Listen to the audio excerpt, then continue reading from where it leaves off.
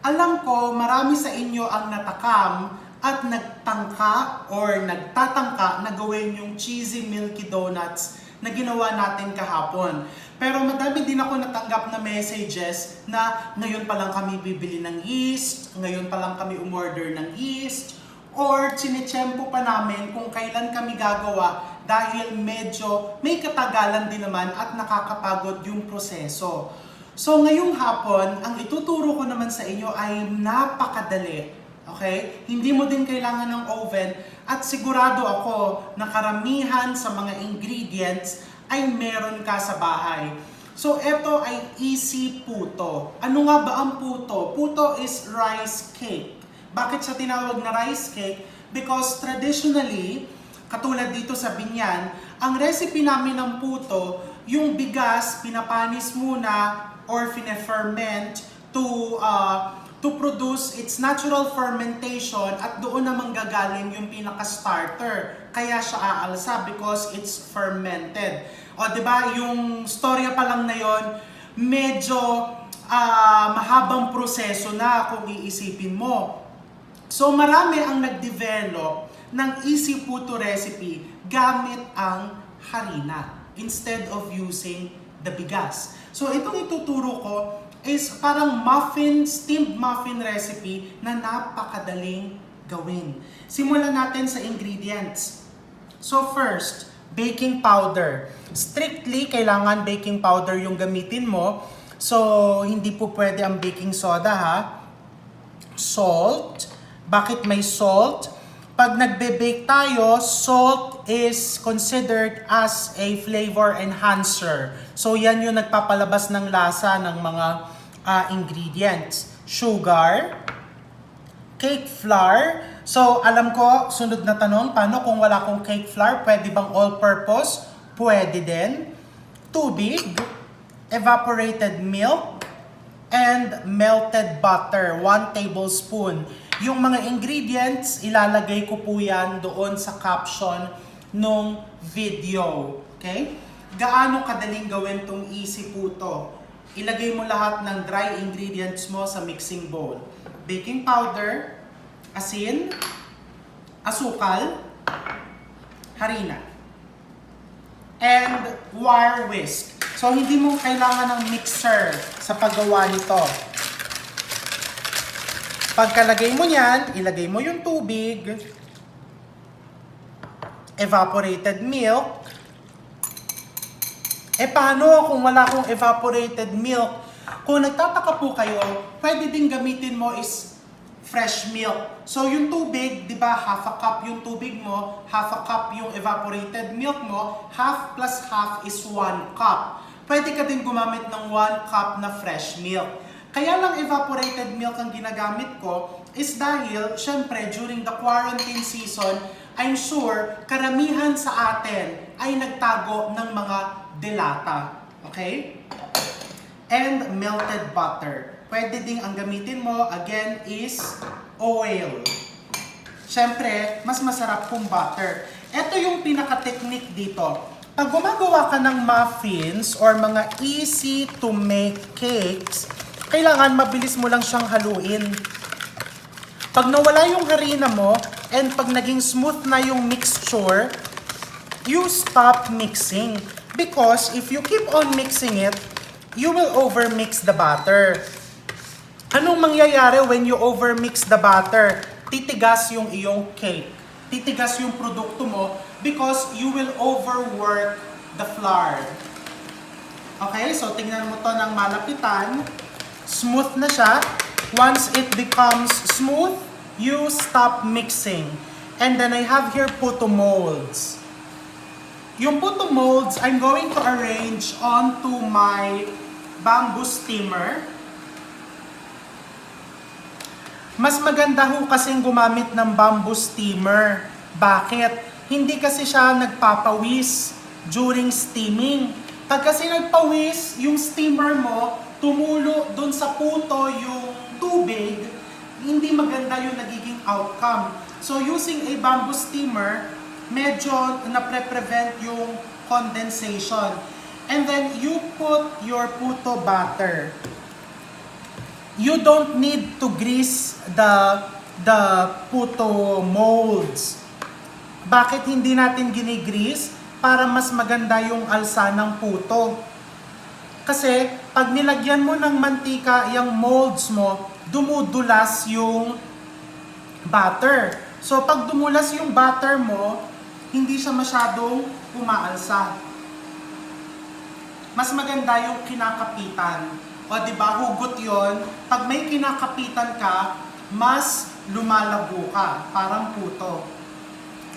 So, you put it there evenly. I'm using an ice cream scooper. It's more even and precise. And syempre, sisimutin natin yan. Alam ko na ang sunod na tanong dyan. Paano kung gusto kong gawin niyang ube? Lagyan mo lang ng ube flavoring, mga 1 tablespoon. Although me, I like using the natural ube powder. May nabibiling yung parang dried ube. That's what we use. You can also put 1 to 2 tablespoons.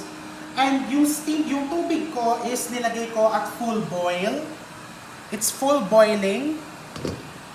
And syempre, anong partner ng puto? You put cheese. I'm putting quick melt cheese on top.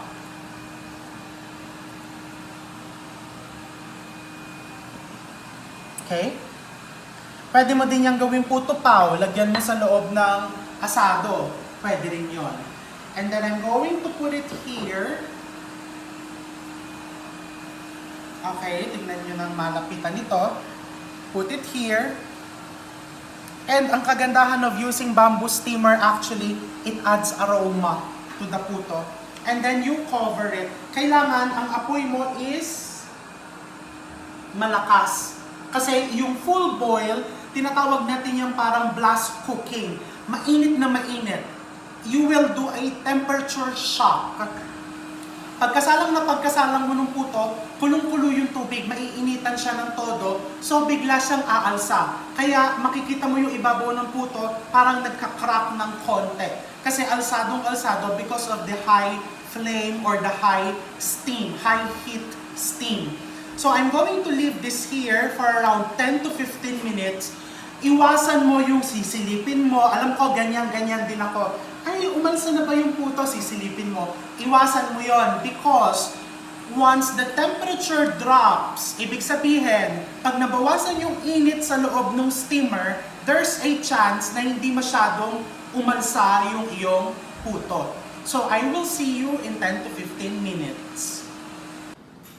Okay, so 5 minutes na siyang nagsisteam and kung sisilipin mo, yung cheese na nilagay mo kanina, lulubog yon sa gitna. So what I'm going to do, papatungan ko ng maliit lang na slice ng cheese, yung ibabaw. Makikita mo, umalsa na siya.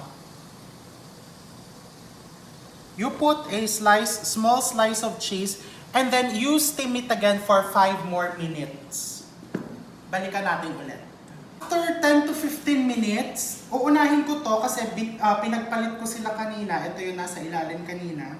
And then I'm going to make this one for mga 2 minutes pa. So makikita mo, ayan, the cheese has totally melted. Ito, ginawa ko to earlier. And while it's hot, pwede mo na din tanggalin sa mold yan. See? How nice. Ito yung sinasabi ko sa inyo, hindi talaga yan didikit sa mold. And then you can just put it like that. Dito sa container. And this one, I can show you what's inside. Oops! Ayan o. Makikita mo, the cheese is oozing out. And you see how nice and moist and how fluffy the puto. I'm going to try it.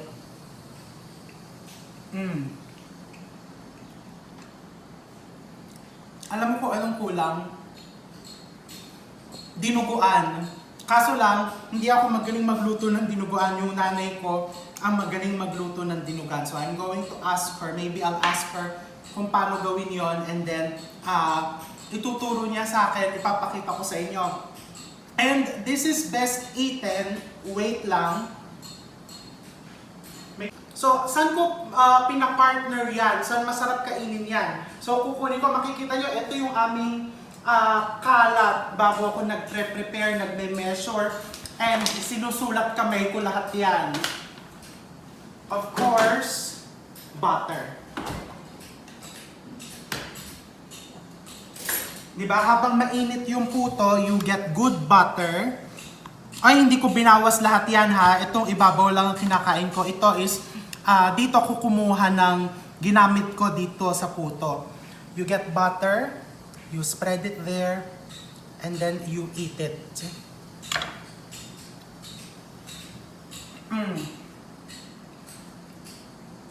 So again,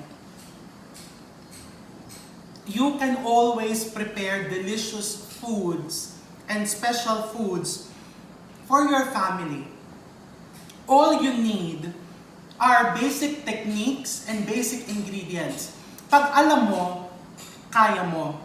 So these are all homemade products na pwede mong gawa ng variation, pwede mong lagyan ng flavor, and aside from making your family very happy, pwede mo rin pagkakitaan. Diba? So I will see you again next time, and maraming salamat sa inyong panonood.